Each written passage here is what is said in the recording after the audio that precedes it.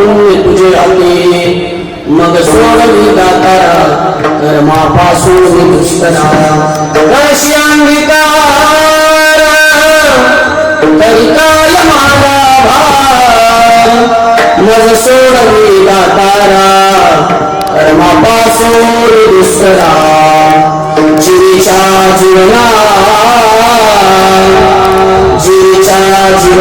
तुका म्हणे नारायणा मज सोडवी दातारा कर्मापासून दुष्करा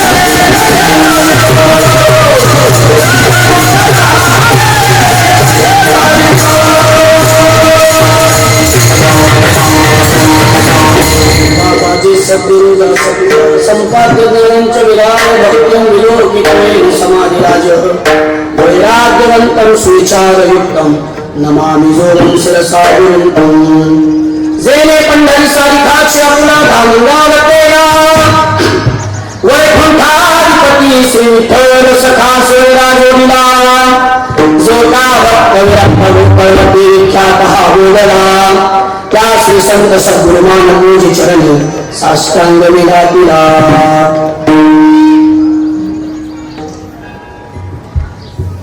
श्री संतांशी माताच्या नावाने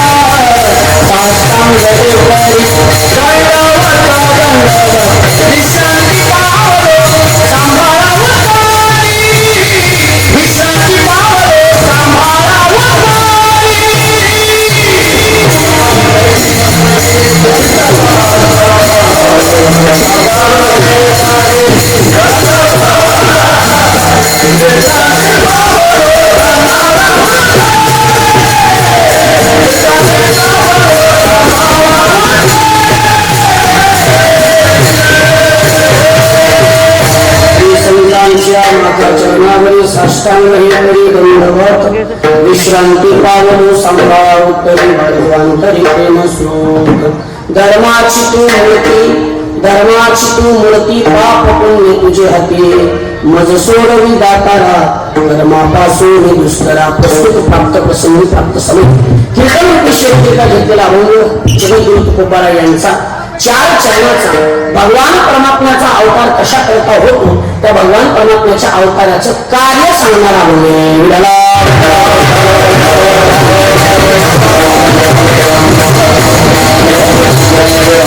ओंकारेश्वर भगवान परमात्म्याच्या पवित्र अशा दरबारामध्ये आपण सर्व भाविक भक्त मंडळी बसला आहात.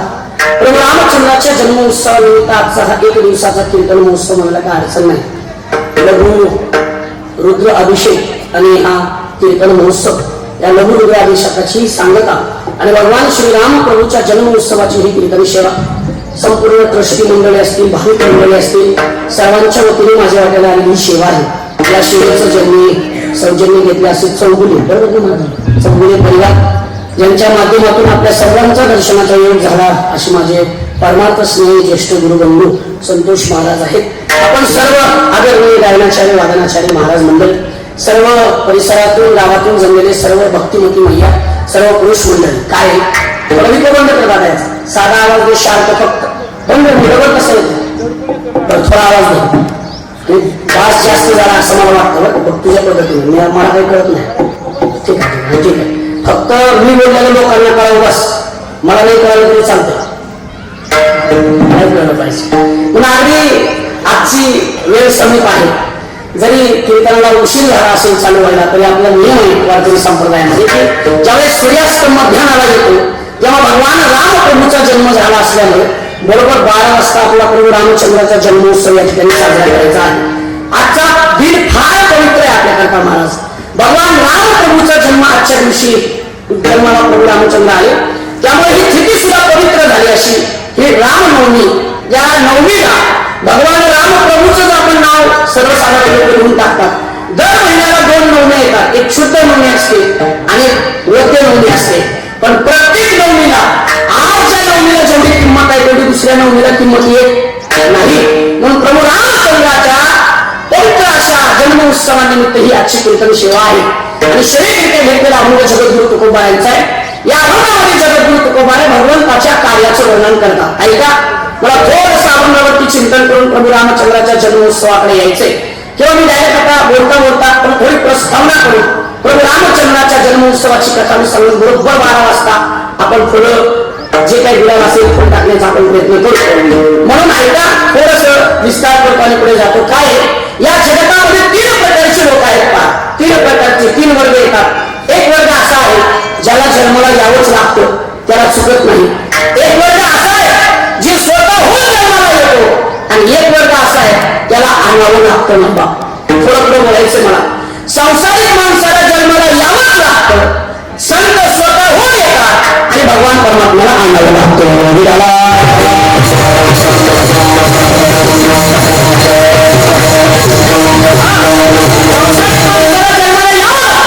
तुम्हाला मला किती प्रयत्न जरी केले तर आपला जन्म चुकत नाही का मनुष्याला जन्म घ्यावा लागतो पुन्हा पुन्हा किती वेळा जन्म यावे किती व्हावे फजित किंवा किती वेळा जन्म यावे नित्य व्हावे फजित म्हणणारे जगद्गुरु तुकोबा त्या तुकोबाला आपण विचारू तुकोबाला मनुष्याला जन्म का घ्यावा लागतो माझ्याकडे जरा लक्ष असू बसणाऱ्या मंडळीचं कारण जेवढं तुम्हाला गरम होते ना लाडक्या बहिणींना मुख्यमंत्र्याच्या तुमच्यापेक्षा जास्त गरम मला होतं कारण तुम्ही बसून फक्त ऐकताय पण मी बोलतो आणि त्यातल्या त्यात रामनवमीचा उपवास आहे ना उपवास तुमचा का जीवन नाही जायचे कसं आहे बाबा आपण अन्न कसं आहे ना मग कीर्तन आले का जेव्हा आल्या तुम्ही कीर्तन आल्यात ना मी काय बोलतोय समजते ना संतोष महाराज सध्या महाराष्ट्रातले सगळे कार्यक्रम लाडक्या बहिणीच्या जीवावर चालत महाराज काही कार्यक्रम असू द्या महिला मंडळीशिवाय गर्दीच होत नाही या महिन्याचा हप्ता आला का तुमचा नाही आला येणारे परवा दिवशी मुंबईला कीर्तनाला गेलो होतो गुढीपाडव्याच्या दिवशी आणि गुढीपाडव्याच्या दिवशी तुमच्या सगळ्यांना लाडका भाऊ मला भेटला कोण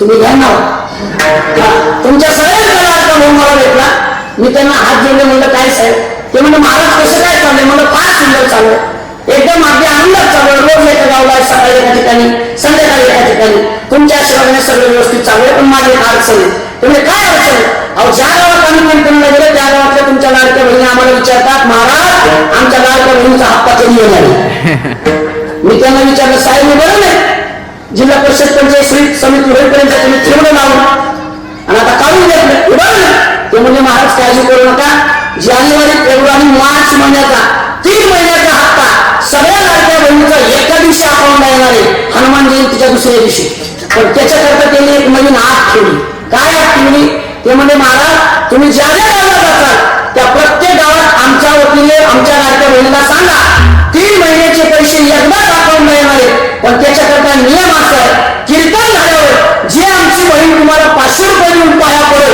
तिच्याच अकाउंटला पैसे जमा होणार मी म्हणलं साहेब त्यांच्या पाया पडण्याचा पैसे जमा होण्याचा काय संबंध आहे त्यांनी मला एक स्कॅनर दिला माझ्या मोबाईलमध्ये तुम्ही 500 रुपये दिले तर आमचे गणेश भाऊ तुमचा काय घेणार अंगठा घेणार आणि ज्या भाऊने मला 500 रुपये देऊन पाया पडेल अंगठा दिला तर 2 तारखेला 4,500 जमा होणार मग आता माझ्या समोर बसलेल्या सगळ्या लाडक्या बहिणी लक्षात ठेवा 4,500 मोठे का 500 मोठे हाय त्या गेले है ना मग 450 मोठे का 500 मोठे बोला बोला 4,500 मोठे का 500 रुपये मोठे 4,500 मोठे मग जर 4,500 मिळत असते तर 500 रुपये भात खायला काय अडचण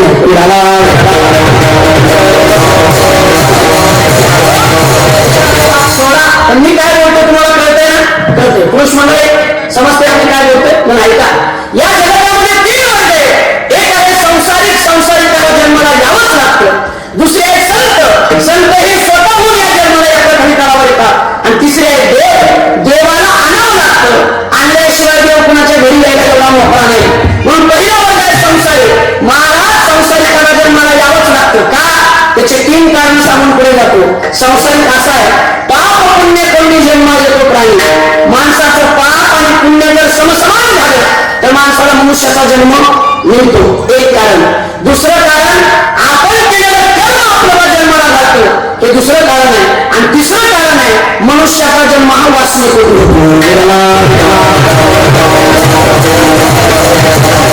म्हणजे संसारिकाला जन्माला यावं लागतं. माझा विषय चाललाय, या जगतामध्ये 3 वर्ग आहेत. एक संसारिक, दुसरे संत, तिसरे देव.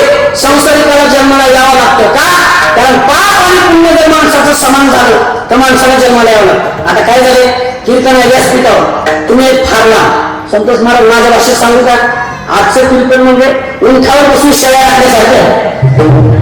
फार लांब आहे तरी मला तुमच्याशी बोलायचं. मला माहिती आहे पुरुष मंडळी, माझा आवाज येतो तुमच्यापर्यंत. बोला. इथे जेवढे माणसं माझ्या सर्व लिंबाच्या झाडापर्यंत बसलेत ना, स्वयंपाक करणारे असू द्या, हे असू द्या, तुमच्या सगळ्यात पुण्यवान कोण आहे? हात वर बरोबर. मी काय बोलतो कळलं का नाही? तुमच्या सगळ्यात जास्त पुण्य कोण केलं? हात वर बरोबर. तुम्ही हात वर करत नाही त्या अर्थी तुम्ही कुणीच पुण्यवान नाही. बळगावर पुण्यवान नसाल. तुमच्या सगळ्यात पापी कोण आहे? हात वर बरोबर. हायका गेले अवताराच्या हातवर नाही तर तुम्ही पापी. पुण्यवान आहे का? पुण्यवान नाही. म्हणजे माणसाचं असं झालंय, माणसं पुण्यवान आहे आणि माणसं पापी आहे. आपण गुणीच्या मधली आपण आपल्या गुणीच्या मधली. ऐका जरा लक्षपूर्वक. जास्त पाप झाला तर भगवान परमात्मा जन्म घेतो आणि एखाद्या माणसाचं जास्त पुण्य झालं तर भगवान परमात्मा जन्म घेतो. पण मनुष्याचा अशी आहे, मनुष्याकडून पापही जास्त होत नाही, पुण्य जास्त होत नाही. उदाहरण म्हणून सांगतो, अहो आपण केलेलं दान हे पाप घडतं का पुण्य घडतं आपल्याला कळत नाही. मला जरा माझ्याकडे लक्ष असू द्या. आपण दिलेलं दान बरं सांगतो की आपण दिलेलं दान हे पाप घडतं का पुण्य घडतं हे कळत नाही. कारण आपल्याला वाटतं आपण दिलेलं दान घेतल्यानंतर आपल्याला पुण्य मिळेल, पण कधी पाप होईल काही सांगता येत नाही. मी राहिला आरंभीमध्ये, ज्या गल्लीमध्ये, ज्या सोसायटीमध्ये मी राहतो, माझ्या घराच्या समोरच्या बाजूला एकाचं घरी पांढरे शुभ्रे कपडे घालून संतोष महाराज रोज तो मला जे ऐकतो महाराज जे आहे, मी त्याला जे ऐकतो रोज जे ऐकतो महाराज जे आहे. जेवायला जर बसला माझी जर गाडी त्याच्या दारातून झाली तर बाहेर येणार महाराज जे आहे. मलाही समाधान वाटतं कुणीतरी रिस्पेक्टली आपल्याला जे आहे करते. एक दिवशीचा प्रसंग गुढीपाडव्याच्या आदल्या दिवशी तो रोज घरी भेटतो मला जे ऐकायला, पण त्या दिवशी तो चौकात भेटला. चौकात बरोबर चौकात कोणा महाराज जे आहे. मी म्हणत गाव दोन दिवशी नाही कुठे गेले काय सांगा मला महाराज. बायकोचं माझं भांडण झाले, बायको अजिबात मला घरात घेतली. 2 दिवस बाहेर फिरतोय म्हणला, खिशात 20 रुपये, त्याला खिशात 20 नोट काढली. मला एक रुपया करता मला बोलायचं 30 रुपये द्या, तिथं तरी जाऊन 50 रुपयाचं तिचं कोण सुद्धा बघायची इच्छा नाही. मला एक खरं वाटलं महाराज. त्यांनी मला किती मागितले होते? वडाली किती मागितले होते? 30. माझा मोठेपणा मी केला, त्याच्या हातात संतोष महाराजांनी 50ची नोट दिली. माझे 50 त्याचे किती? 20. ते 70 रुपये घेऊन त्या दारूच्या गुड्यावर गेलं, 70 रुपयाची दारू केलं. 70 रुपयाची दारू करून घरी गेलं, बायकोला एवढं मारलं गेलं. मी त्याला 50 रुपये दिले. गाडीत बसल्यानंतर अंतकरणात विचार करायला लागलो, आज सकाळी सकाळी मी पुण्य केलं आणि माझी एक वस्तू विसरली म्हणून मी गाडी उठण मारून घराकडे निघालो. त्याची बायको दारात उभा राहून शिरायला होती. पुण्या नारायणाला पैसे दिले हा भाग गेला. म्हणजे खरं सांगा, मी पुण्य केलं का पाप केलं? मावशांना बोला की पुण्य पाप केलं? अहो त्याला बरोबर खायला पैसे मागितले. म्हणजे मी दिलेले पैसे की त्यांनी दारू केली. म्हणजे त्याला आपण दिलेलं दान, आपण जरी आपल्याला जरी पुण्य होत असं वाटत असेल तरी त्या ठिकाणी पाप घडलं. कधी कधी माणसाला वाटतं इथं पैसे देणं म्हणजे पाप होतं, पण तिथं कधी कधी पुण्य घडून जातं. म्हणजे कुठे दिल्यानंतर पुण्य होतं, कुठे दिल्यानंतर पाप होतं. पण एक गोष्ट सांगू, ओंकारेश्वर भगवान परमात्म्याला तुम्ही दिलेला 1 रुपया हे 100% तुमच्याकरता पुण्य ठेवलं जातं. ते 100% पुण्य. कारण काही जागा पवित्र आहेत महाराज. काही जागे पवित्र जागे आल्यानंतर जर माणसाने इथं आलं ना की ही जागा भूमी सांगून जाते. मला फार इतिहास माहित नाही इथला, पण इतकी भूमी सांगून जाते की ही जागा किती पवित्र आहे. मला पुढे करायचं म्हणजे पापही करायचं आपल्या हातात नाही आणि पुण्य सुद्धा करायचं आपल्या हातात नाही. म्हणून जगद्गुरु तुकोबाने म्हणतात पाप पुण्य करून जन्म येतो प्राणी. माणसाचं पाप आणि पुण्य समान झालं त्या माणसाला जन्म मिळतो. कारण हे आम्हाला कळायला नव्हतं. दुसरं कारण सांगतो आहे का? दुसरं कारण असं आहे महाराज, हा जाऊ आपल्याला बोलतो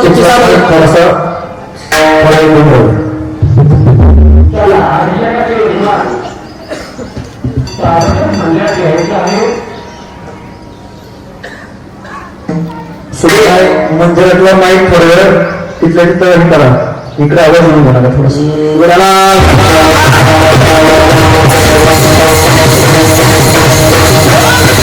पहिलं कारण चाललं होतं पाप पुण्य करून जन्म येतो प्राणी. मग पापही करणं आपल्या हातात नाही आणि पुण्यही करणं आपल्या हातात नाही. सहज काही गोष्टी घडून जातात म्हणून मनुष्याला जन्म घ्यावा लागतो. एक कारण. दुसरं कारण असं आहे केले कर्म झाले तेचे भोगाले, केले कर्म झाले तेचे भोगाले.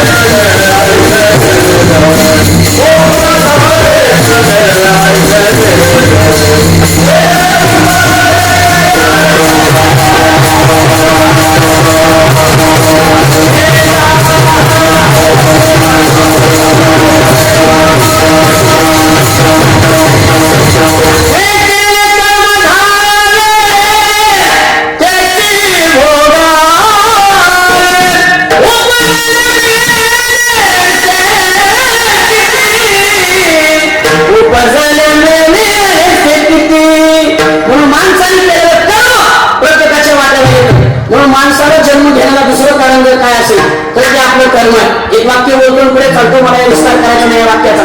माणसाने कर्म करत असताना आपल्या वाट्याला जे कर्म आलं ते कर्म जर आपण प्रामाणिकपणे केले तर ते कर्मच आपली भक्ती ठेवू शकतो.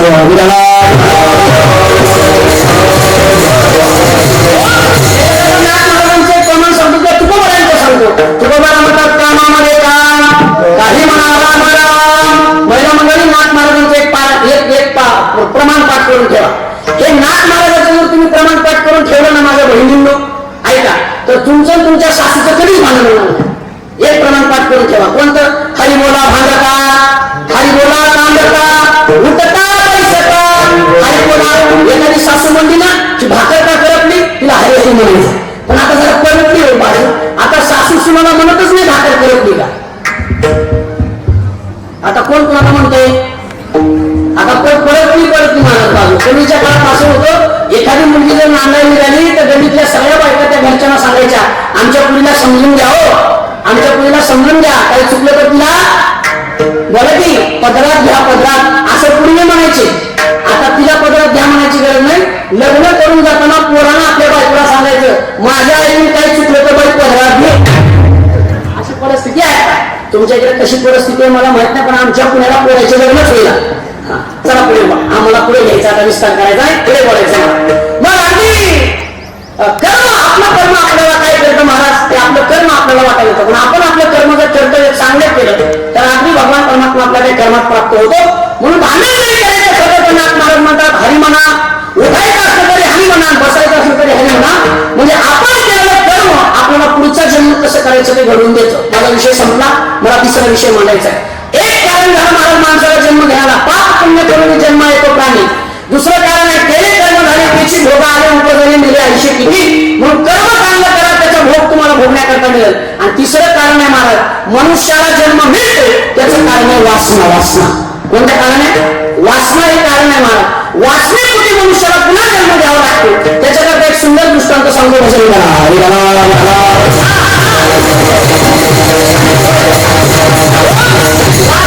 मनुष्याला पुन्हा पुन्हा जन्म द्यावा लागतो. जरा एकदा लक्ष द्या.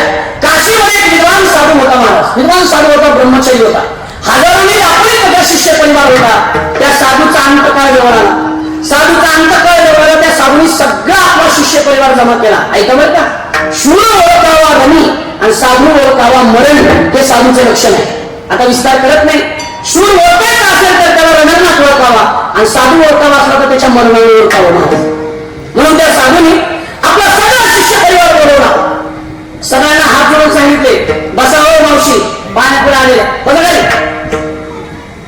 बसा. हा वा धन्यवाद. बर 100% तुम्ही पुढच्या वर्षी उपमुख्यमंत्रीच आहे. आता मग काय बिचाऱ्या कार्यकर्त्यांनी आमच्या कसा पाहणा बांधलाय मला माहिती आहे किती बेजारून. तुम्ही एक हार टाकण्याच्या बाबतीत फोटो इकडे जायचा हातात तिकडे जायचा. नंतर आता सध्या पाहण्याकडे तुमचं काही काम नाही. आपण राम जन्मायचा जन्मल्यानंतर पाहणा तुमच्याच ताब्यात येणार आहे. जरा इकडे लक्ष द्या. त्यानंतर तुम्ही ते हार घरा गेल्या सगळ्या बाळा इकडे लक्ष देऊन त्या सगळ्या तुमच्याकडेच बघायला लागल्या. बरं आज नाही उद्या तुम्ही त्यांना पुन्हा भेटणार. मी गेल्यावर पुन्हा येईल का नाही म्हणले हो बाय येते म्हणा पुन्हा. इकडे लक्ष द्या, मला पुढे बोलायचे. अगदी महाराज साधू विद्वान साधू काशीतला हजारो त्याला शिष्य परिवार होता. त्या साधूचा अंतकाळ जवळ आला. साधूने सर्व शिष्य परिवार बोलून घेतला. सर्व शिष्य परिवार साधूने बोलून घेतल्यानंतर साधूने सर्व शिष्य परिवार बोलवला. सगळ्या शिष्य परिवाराला प्रवचन रूपेतून सांगितलं की म्हणे उद्या घडणार आहे. साधूचं जीवन असं आहे महाराज, साधूला मरण सुद्धा आपल्या स्वतःच्या डोळ्याने दिसतं. त्याला साधू म्हणायचं. बरं आता विस्तार करत नाही, वेळ कमी आपल्याकडे. मग त्या साधूने सांगितलं मी उद्या 4 वाजता म्हणणार आहे. वेळानंतर माझी प्रेत यात्रा संपूर्ण काशी नगरीमधून काढा. काढल्यानंतर त्या काशीमध्ये एखादी साधू जर मेला तर अशी परंपरा आहे, त्याला जाळत नाही, त्याला पुरत नाही. मग त्याचा देह त्या गंगेमध्ये नेऊन सोडतात. त्या साधूने सांगितलं माझा देह नारायण बसला आणि माझा देह गंगेमध्ये सोडा. पण गंगेमध्ये सोडत असताना लक्षपूर्वक ऐका म्हणे बघा माझा देह गंगेमध्ये जर तुम्ही सोडला तर परिणाम असा होईल स्वर्गामध्ये घंटा वाजे. कुठे वाजे? स्वर्गात घंटा वाजे. सगळे देव लोक माझ्या प्रेत यात्रेवरती माझ्या प्रेतावरती काय करतील? पुष्पवृष्टी करतील. अहो असं काही बघायचं म्हणजे तोबा गर्दी निर्माण होती. कारण महाराष्ट्रात माणसं सर्वसाधारण माणसाच्या नादी लागत नाही. चमत्कार असल्याशिवाय नमस्कार करत नाही. चमत्कार दाखवा लागतो. 20 फुटाचा नाग आणायला लागतो माझ्याकडे. नाही कळलं का तुम्हाला? द्या सोडून कॅप्टन. हा बघा कळलं का? आता विस्तार करत नाही. आधी मग ते सांगावं लागतं 20 फुटाचा साप आहे माझ्याकडे गणेश महाराज. मग मोठे मोठे माणसं येतात. गृहमंत्री सुद्धा मग पाया पडा येतात. मला वाटतं असंच काहीतरी करावं. एकत्र आला की कोणा झाला मला इकडे लक्ष द्या. काय हो महाराज एक वाक्य सांगू का? एकच वाक्य सांगतो. या विषयावर मला फार बोलायचं नाही. मला एकच या वाक्यावर चालू विषय म्हणून या विषयावर एकच वाक्य बोलतो. आम्ही शिकून एवढं सुशिक्षित झालो पण या सुशिक्षितपणाचा काय फायदा आहे? नको तिथे जर नकमत नमस्त होत असेल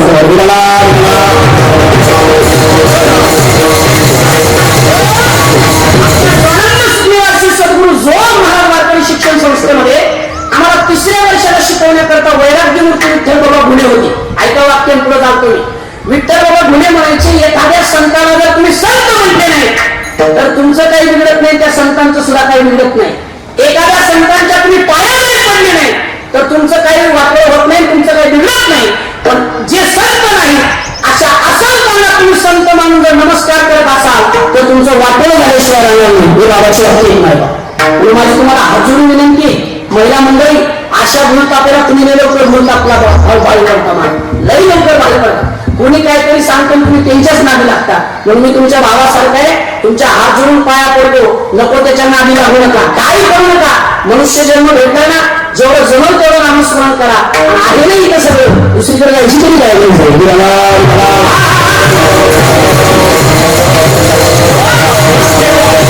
मला पुढे बोलायचं. माझा विस्तार असा चालला होता की तो साधू होता. त्या साधूने सांगितलं म्हणे माझा देह कुठं सोडा?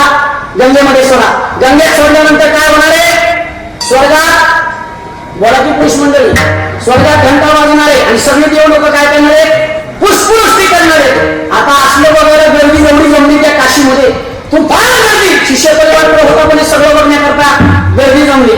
त्या साधूची प्रेत यात्रा संपूर्ण काशी नगरीतून काढण्यात आली. त्याला नावेमध्ये बसवलं आणि त्या साधूचा देह गंगेमध्ये सोडला. अहो साधूचा देह वाहत जाते का नाही ते कुणी पाहतच नव्हतं. सगळे कुठे पाहत होते?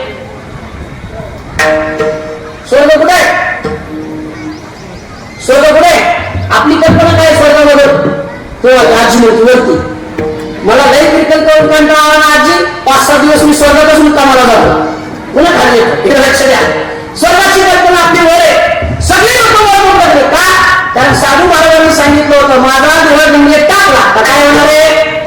घंटानाद होणारे, पुष्पवृष्टी होणारे, हे म्हणल्यानंतर सगळी वर बघत होती. पण परिणाम असा झाला, घंटानादही झाला नाही आणि पुष्पवृष्टी सुद्धा झाली नाही. त्या शिष्य परिवाराला एवढं टेन्शन आलं.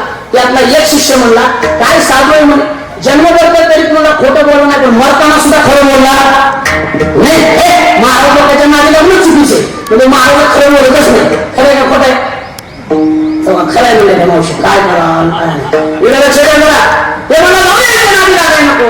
सगळे शिष्य परिवार डोक्याला हात लावून बसले महाराज. आता कोणी घरातली व्यक्ती गेल्यानंतर 10-12 दिवस बसवलं कहाणी आहे ना, एखादी संन्यासी गेल्यानंतर 12-15 दिवस बसवलं. हे सगळे शिष्य परिवार घरात बसले, त्या आश्रमामध्ये बसले आणि बसल्यानंतर जे साधू गेला की नाही, त्या साधूचा लहानपणचा एक मित्र तो तीर्थयात्रा करत करत करत करत नेमकं त्या साधूच्या आश्रमामध्ये आला. फिरत फिरत आला. काय घडलं होतं इथे त्याला माहिती नाही, पण तो त्या साधूचा लहानपणचा मित्र होता. तो त्या आश्रमामध्ये आला. आश्रमामध्ये आला तर साधू काही त्याला दिसे ना, पण सगळा शिष्य परिवार डोकं धरून बसलेला दिसतोय, टेन्शन मध्ये दिसतायत माणसं. त्याने विचारलं काय झालं. त्यांनी सांगितलं कोण तुम्ही, काय झालं म्हणून काय विचारता. आमचे गुरु महाराज काल परवा 2-4 दिवसापूर्वी 4 वाजता वारले. संपूर्ण शिष्य परिवार मिळून घेतला आणि सगळ्यांना सांगितलं होतं म्हणजे माझी मिरवणूक करा, काढल्यानंतर मला गंगेमध्ये सोडा आणि ती गंगेमध्ये सोडल्यानंतर काय होणार आहे, स्वर्गामध्ये घंटा वाजणारे, देव लोक पुष्पवृष्टी करणारे, ते सगळं करणारे म्हणून सांगितलं होतं. त्यांनी म्हणून काय झालं म्हणून काय विचारता. देह एकदा पाण्यात बुडवला, दोनदा पाण्यात बुडवून शेवटी सोडून दिला, तरी देखील पुष्पवृष्टी झाली नाही, स्वर्गात घंटा वाजली नाही. तो म्हणला तुमचा गुरु कसा होता तो महाराष्ट्रात फक्त मला एकट्यालाच माहिती, भारतात कोणाला माहितीये, मला एकट्यालाच माहितीये. संतोष महाराज, मी नेहमी एक वाक्य सांगतो, माणूस मोठा असो नाही तर लहान असो, जगातले सगळे माणसं त्याला भेटावे, पण त्याचे मित्र त्याला भेटले नाही. कधी त्याचे मित्र भेटले. परवा लातूरला फार मोठा सप्ताह झाला बघा, आपण पाहिला असेल युट्यूबला. त्या सप्त्यात माझी कीर्तन सेवा झाली आणि माझ्या सगळ्या मित्रांनी, म्हणजे माझं गाव, माझी जन्मभूमी लातूर आहे, शाळेला वगैरे मी तिथेच होतो. त्यामुळे माझ्या सर्व मित्रांनी असं ठरवलं म्हणजे महाराजांचा या मोठ्या सप्त्यात सत्कार करायचा. मला आनंद वाटला. एवढा मोठा गुलाबाचा हार आणला, मला कपडे आणले, मला 5 ग्रॅमची अंगठी आणली, 2 ग्रॅम वाढले बरं आज. 5 ग्रॅमची अंगठी आणली, एक 7-8 हजाराचं घड्याळ आणलं. तुम्ही मित्रांनी, माझ्या मित्रांनी, वर्ग मित्रांनी सगळ्यांनी आणले, सगळेच होते त्याच्यामध्ये. सगळे आले, खरोखर भजन चालू झालं काशीमधून, मला हार वगैरे घातला, सगळं माझा सत्कार केला, फोटो काढले, जसे आले तसे सगळे निघून गेले. एकही कीर्तन मला बसला नाही. कीर्तन संपलं माझं काय ते सगळं सत्कार वगैरे उरकला आणि त्यांचा मला फोन आला, आम्ही बाहेर थांबलो. बाहेर थांबलो म्हणल्यानंतर मी बाहेर गेलो, त्याला सांगितलं काय लाखो लोक माझं कीर्तन ऐकत होते, कुशाल तुम्ही आले, एवढा खर्च केला, एवढं महाग सोन असताना 5 ग्रॅमची अंगठी तुम्ही मला घेतली, एवढा खर्च केला म्हणून 2 शब्द माझे कीर्तन ऐकायला तुम्हाला काय झालं होतं. त्यातला एक पुढे आला, तो म्हणला तू किती शान आहेस, ते महाराष्ट्राला माहित नाही पण आम्हाला माहिती. ते म्हणला तू कुणाच्या वयात फिरकून दिल्या, कुणाच्या दप्तरात, कुणाच्या पुस्तकात घातले, कुणाच्या पेना चोरल्या, हे सगळं आम्हाला माहित आहे. म्हणजे तू लोकांना शानपणा सांगायला का आम्हाला हसा येते. माझा दृष्टांत संपला, मला पुढे बोलायचं. तसं या साधूने सांगितलं तुमचा साधू कसा होता हे कुणाला माहितीये, हे फक्त मला माहितीये. त्यांनी सांगितलं तुमचे गुरुजी कुठे झोपले होते मरताना, जरा मला दाखवा. म्हणल्यानंतर त्यांच्या शयन घरामध्ये त्यांना घेऊन गेलं आणि ते साधू अशी उजव्या या हातावरती डोकं ठेवून झोपलेले होते. कसं झोपले होते तुमचे गुरुजी सांगा. एका शिष्याने सांगितलं असं उजवा हात डोक्याखाली घेतला होता आणि बाहेर बघता तेव्हा हा साधू गेला, ज्या ठिकाणी त्यांचे गुरुजी झोपले होते त्याच ठिकाणी जाऊन झोपला आणि खिडकी त्या झोपल्या तिथं बरोबर त्याच्या पलीकडून भिंतीला खिडकी होती आणि त्या खिडकीच्या पलीकडे कंपाऊंडच्या बाहेर एक गोळीचं झाड होतं. गोड कळते ना तुम्हाला, कळते ना, मी ऐकायचं नाही म्हणून कशाचं सांगितलंय, गोळीचं. एक गोळीचं झाड होतं आणि त्या गोळीच्या झाडाला एकही गोळ नव्हतं, फक्त एकच गोळ होतं. मला किती गोळ होतं, एकच गोळ होतं आणि ते गोळ नेमकं पिकलं होतं. गोळ तरी खातात मावशांना, गोळ आहेत ना तुमच्याकडे, गोळ नाही म्हणलं मी, गोळ म्हणलं. गोळ पिकल्यावर खातात. हा साधू झोपला आणि याची नजर त्या गोळावरती गेली, हा उठला आणि टाळ्या वाजवला एकटा, सापडला म्हणला तुमचा गुरु सापडला. हे म्हणले गुरुजीच्या जागेवर झुकून डोक्यावर परिणाम घेऊन घरात काय सापडला, असा सापडून गेला ना माणूस. ते म्हणजे सापडले तुमचे गुरुजी. एका शिष्याला बोलवलं, सांगितलं दरवाजातून बाहेर जा आणि त्या गुरुच्या झाडाला पिकलेलं एकच गोळ दिसतंय, तेवढं गोळ तोडून घेऊन ये. हे गोळ तोडून घेऊन आल्यानंतर त्यांनी सांगितलं तुमची गुरुजी सापडले, काळजी करू नका. आणि त्या गुरुच्या मृत्यूने त्या दुसऱ्या संन्याशाने ते गोळ जे होतं ना ते बोराचं फळ असं फोडलं, बोराचं फळ जसं फोडलं त्याच्यामध्ये एवढी मोठी आई निघाली महाराज. अगोदर कोण होता ते? अवघड साधू होता, साधू वासना बोरामध्ये गुरु महाराज आणि त्याला आई व्हावं लागलं. त्यांनी सांगितलं तुमचा गुरु सापडला. ते बोरा सरळ आई घेऊन सगळे गंगेमध्ये गेले, गंगेमध्ये गेले. आता आई विसर्जन करायचे, स्वर्गात कोण बघणार आहे, पुष्पवृष्टी होईल कोण बघणार आहे. त्या साधूने ती बोर गंगेमध्ये विलीन केलं आणि परिणाम असा झाला स्वर्गामध्ये घंटा वाजू लागली आणि पुष्पवृष्टी होऊ लागली, पुष्पवृष्टी झाली. त्या शिष्य लोकांनी विचारलं म्हणजे महाराज अरे झालं कसं? त्यावेळेस यांनी सांगितलं तुमचा गुरु जेव्हा झोपला होता त्यावेळेस मरत असताना त्याची वासना या बोरामध्ये गेली, म्हणून आईच्या रूपामध्ये त्याला त्या बोरामध्ये जन्म घ्यावा लागला. म्हणून बोर पाण्यात बुडवल्यानंतर त्याचा उद्धार झाला. वासनेचे बीज जळून जाईल, जन्म घेणे लागे वासनेच्या संगे आणि त्याची झाले अंगे हरलो. मनुष्याला जन्म घ्यायला पहिलं कारण पाप पुण्य समान झाला का मनुष्याचा जन्म होतो. दुसरं कारण कर्म केलं का कर्मामुळे जन्म होतो आणि तिसरं कारण वासनेमुळे जन्म होतो. पण महाराज या सुद्धा वासनेचा समूळ नाश होतो कशाने? रामनामाने, संत चरणाने. संत चरण लागता सहज वासनेचे बीज जळून जाईल.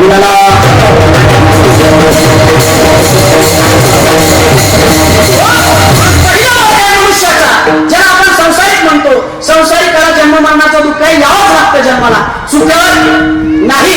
पहिला वर्ग झाला संसारिक, आम्हाला कळाला महाराज पाप पुण्य केल्यानंतर संसारिकाला जन्म घ्यावा लागतो किंवा कर्म केल्यानंतर मनुष्याला जन्म घ्यावा लागतो किंवा वासनेपोटी मनुष्य जन्म घेतो, आम्हाला कळालं.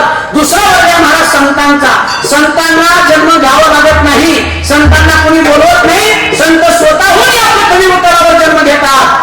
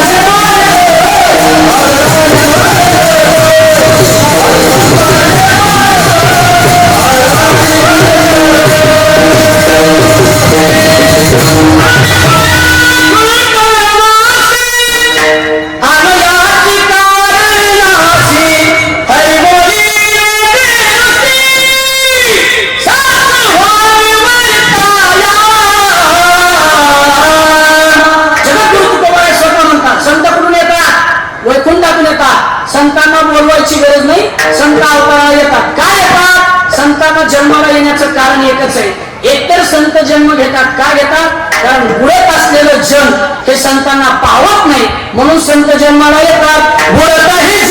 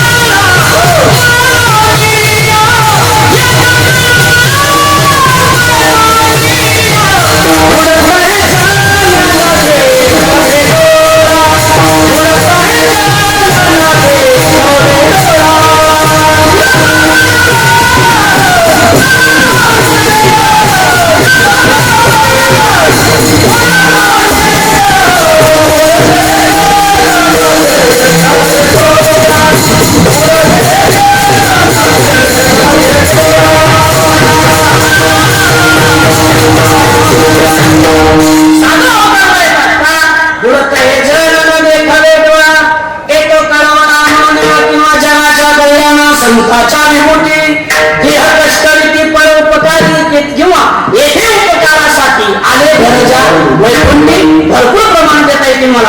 आता प्रमाण देत बसलो तर एक वाजता आपला बाबा सेवा संपवायची ना, म्हणून मनुष्याला जन्म घ्यावाच लागतो.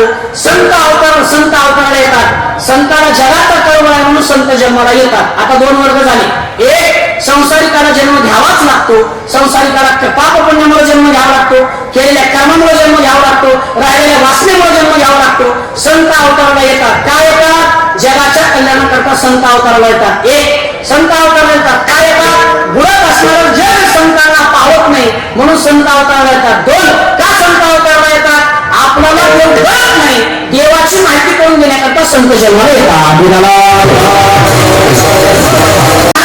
भगवान परमात्म्याची प्राप्ती करून घ्यायची असेल, माझ्या बोलण्याकडे लक्ष द्या, माणसाला जर भगवान परमात्म्याची प्राप्ती करून घ्यायची असेल तर सगळ्यात मोठं साधन म्हणजे संतांची संगत आहे. सगळ्यात मोठं साधन म्हणजे संतांची संगत आहे. भगवान श्री ज्ञानोबा म्हणतात, संतांचे संगती म्हणून मार्गगती अपरावासी प्रतिक्रियाने पंथे, किंवा नाथ महाराज म्हणतात हरिप्राप्तीशी उपाय आणि संतांचे निंबन तेने साधती साधने कुठे भवाची बंधने. महाराज भगवान परमात्म्याच्या प्राप्ती करून देण्याकरता म्हणून संत जन्माला येतात. आपल्या संतांना कळवा येतो म्हणून संत जन्माला येतात आणि जगाचं कल्याण करण्याकरता संत जन्माला येतात. माझे 3 वर्ग सांगून सांगून झाले. मनुष्याला जन्म घ्यावाच लागतो. तुम्ही म्हणाल महाराज ते पुन्हा पुन्हा का सांगता? त्याचं एकमेव कारण आहे, मी कीर्तन करण्याकरता आलो आणि तुम्ही कीर्तन ऐकण्याकरता आलात. मी सांगितलेलं तुम्हाला समजलं पाहिजे ही माझ्या अंतःकरणातील तळमळ आहे.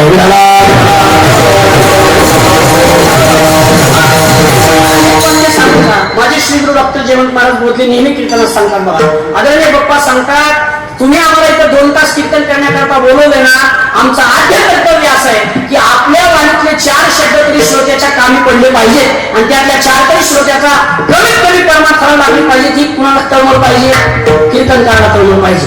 आणि एवढ्या उन्हात सगळं काम सोडून 2 तास तुम्ही माझ्या समोर बसल्यात ना, हात त्या गेल्या म्हणजे बसल्यात इथंच विचाराने गेले. 2 तास तुम्ही माझ्या समोर बसलेत ना, मग तुमचं आपलं कर्तव्य असं आहे, कीर्तनकार काय चांगलं सांगतोय आणि त्याच्या सांगण्यातून आपल्याला फलरूप काय मिळेल हे श्रवण करण्याची जबाबदारी तुमची आहे. म्हणून एकच गोष्टींना सांगतोय, म्हणून मनुष्याला जन्म घ्यावा लागतो. का? पाप पुण्य केल्यामुळे, कर्म केल्यामुळे, वासनेमुळे मनुष्याला जन्म घ्यावा लागतो. ज्यांना घ्यावा लागतो. मनुष्याला जन्म चुकवता येत नाही. जरा पुढे बोलून एक वाक्य बोलतो पुढे चालू. मनुष्याला जन्मही चुकत नाही आणि मरण सुद्धा चुकत नाही. चला पुढे. म्हणून मनुष्याला जन्म घ्यावा लागतो. एक वर्ग झाला मला. दुसरा वर्ग आहे संत. संत अवताराला येतात. काय नाम? आपलं हिताकरता संत अवताराला येतात. एक, आपल्या कल्याणाकरता संत अवताराला येतात. 2, संत आपल्याला देवाची माहिती देण्याकरता जन्माला येतात. म्हणून संतांचा अवतार होतो. आता राहिला 3रा वर्ग, तो म्हणजे देव.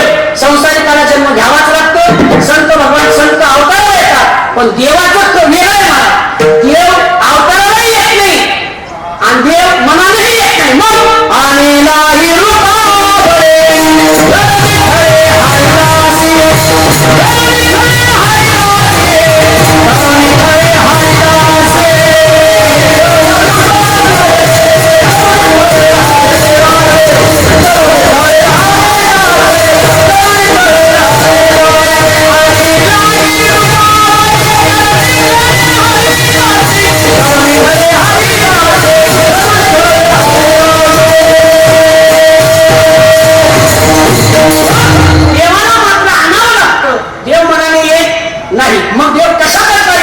आणि सुरुवातीला सांगितलं, एखाद्या माणसाने जर भयंकर पाप केलं तर त्याला मारण्याकरता देव येतो. किंवा एखाद्या माणसाने जर भयंकर पुण्य केलं, तर पुण्याला भयंकर शब्द लावता येणार नाही. एखाद्या माणसाने भरपूर पुण्य केलं, त्याचा पुण्याचा साठा पूर्ण झाला का भगवान परमात्मा त्याला भेटण्याकरता येतो. लक्षात आलं ना? एखाद्या माणसाने पाप केलं, देव अवताराला येतो. एखाद्या माणसाने पुण्य केलं, देव अवताराला येतो. मग आज रामप्रभू अवताराला आले. काय? कारण पापच तेवढं प्रथम त्या काळात झालं होतं म्हणून जन्माला आले. मला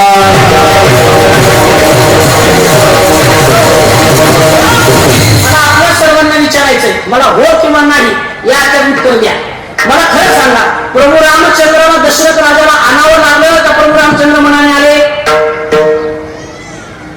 असं करा, तुम्ही विचार करा. मी रात्रीचं कीर्तन करून उद्या परत येतो. तुम्ही विचार करा तोपर्यंत. बरोबर आहे ना? प्रभू रामचंद्राला दशरथ राजाला आणावं लागलं का प्रभू रामचंद्र मनाने आले? अहो, दशरथ राजाला आणावं लागलं, किती आटापिटा करावं लागला मला. पुत्र कानिष्ठी नावाचा यज्ञ करावा लागला. मला ती कथा पुढे सांगायचं. मग एवढा आटापिटा केल्यानंतर प्रभू रामचंद्र आले.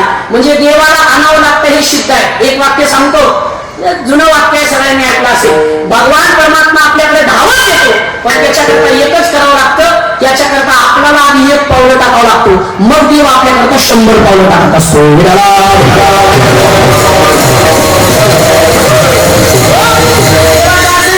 एकदा देवाने ठरवलं ना संतोष महाराज त्याला साथ द्यायची, देव मग त्याला मागे बघत नाही. आम्ही याच्या पुढचं एक वाक्य बोलतो, आणि देवाने जर ठरवलं ना याला संपवायचं तर देवाच्या हातात. एक वाक्य संकट कळलं तर ध्यान तर सोडून द्या.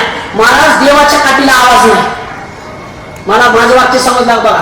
ज्याची भरती झाली देव त्याच्या डोक्यात काठी घालतो, फक्त ती काठी हल्लेली कळत नाही आम्हाला. करोनाची काठी, पेट्रोल संपायची काठी, कालपासून काय खजित. मी रात्री फोन करणार होतो महाराज तुम्हाला. परत परिस्थिती वाईट झाली महाराज. आम्ही अख्खा सातारा जिल्हा फिरलो, कुणीच पेट्रोल देईना. एका पंपावर पेट्रोलला गेलो ते म्हणजे महाराज 300 रुपयाचं पेट्रोल देतो. अरे म्हणलं राजा शिरवळचं कीर्तन करून मला इंदापूरला जायचंय, इंदापूर पर्यंत तरी दे. तो मला महाराज असले मग काय झालं, पेट्रोल देणार नाही, ही परिस्थिती आहे. आता मी एक ठरवलंय महाराज, उद्या जरी पेट्रोल बंद झालं तर काळजी करायची नाही, इथंच मुक्काम करायचं, इथंच मुक्काम करायचं. मग काय करायचं, उद्यापासून चालत निघायचं, पुण्याकडे चालत निघायचं पुण्याकडे. मग पुण्याकडे चालत निघायचं आणि पुढच्या कीर्तन करणार, माझ्या गाडीला पेट्रोल भेटत नाही, मी येणार नाही, असं रस्त्याने चालत निघायचं. पण रिकामा जायचं नाही बाबा, असा फेटा बांधायचा आणि कंबर बांधायची आणि बरोबर संध्याकाळी एखाद्या गावामध्ये जायचं. महाराष्ट्रात सगळीकडे सध्या सत्य चाललं. जर मला पेट्रोल भेटलं नाही म्हणून मला माझ्या गावात कीर्तनाला जाता आलं नाही, मग त्या गावात कीर्तनकार पेट्रोल भेटत नसल्यामुळे येतील का, येणार नाहीत ना. मग मी तिथं जाणार, तुमचे महाराज येणार नाहीत ना, माझं कीर्तन करा. भले त्यांना मी म्हणत त्यांना 50 द्यायचे, मला 20 द्या. विनोदाचा मागचा पण ही सत्य परिस्थिती हो. हे का होते असं, याचं कारण फक्त आपलं कर्म आहे. जाऊ द्या, मला आता विस्तार करायचा नाही. मला भगवान रामप्रभूच्या जन्म अवताराची कथा सांगायचंय. म्हणून देवाला आणावं लागतं, म्हणून देवाला आणण्याकरता हे सगळे प्रयत्न करावे लागतात. काय प्रसंग आहे महाराज, ही कथा आहे त्रेतायुगातली. ऐका बरं, 4 युगातली कथा आपल्याला सगळ्याला माहिती आहे. सत्ययुग, त्रेतायुग, द्वापारयुग आणि कलियुग. त्या 4 युगातली कथा आपल्याला प्रत्येकाला माहिती आहे. आपण ज्या युगात राहतो ते कोणतं युग आहे, बोला बोला, कलियुग आहे. कलियुग ही कथा आहे त्रेतायुगातली महाराज. त्रेतायुगामध्ये एक प्रसंग असा घडला, एक रावण नावाचा, बसावं नारळवाले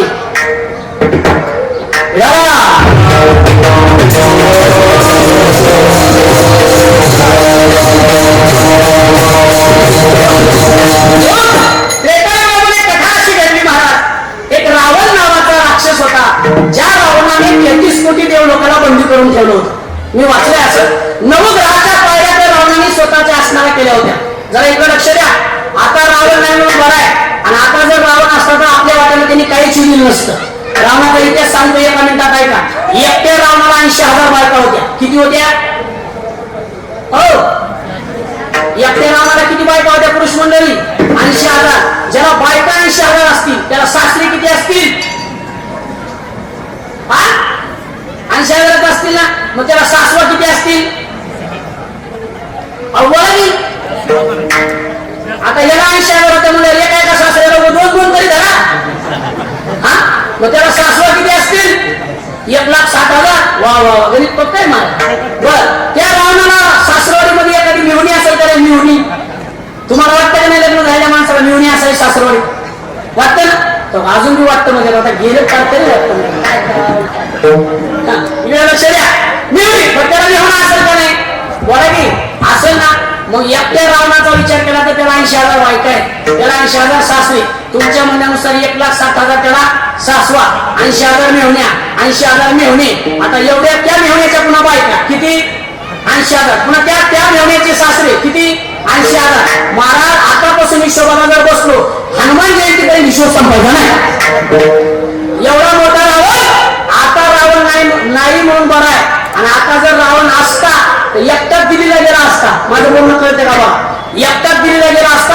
आणि तेव्हा भगवान विष्णूकडे गेली, आणि भगवान विष्णूकडे गेली आणि भगवान विष्णूला सांगितलं म्हणे देवा किती दिवस रावणाचा त्रास सहन करायचा, मग आता काहीतरी करा, तुम्ही अवतार घ्या आणि तुम्ही रावणाचा नायनाट करा.